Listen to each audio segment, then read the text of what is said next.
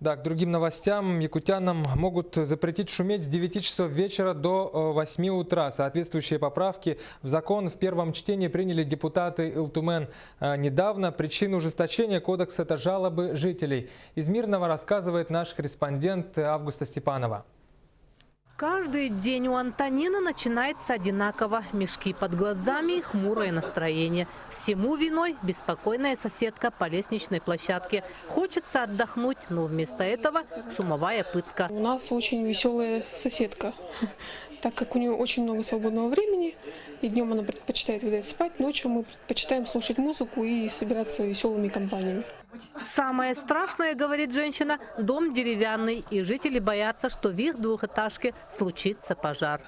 Беспокойных соседей терпят жители этого дома по улице Комсомольская. Вот уже несколько лет борются они за право на отдых. Строительные и ремонтные шумы, пиротехника и громкая музыка. Разнообразие звуков можно слышать почти каждую ночь. Нарушителей тишины хватает. Например, гости кафе «Звездочет».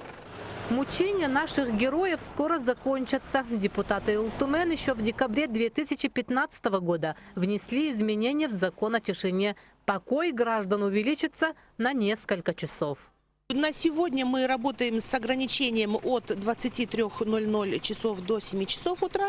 Значит, ожидаемый закон нам расширит полномочия в первую очередь, значит, в будние дни, не касаясь выходных и праздничных дней, это будет с 22 часов до 8 часов утра. Выходные и праздничные дни ограничения по времени будут распространяться с 21:00 до 10 часов утра.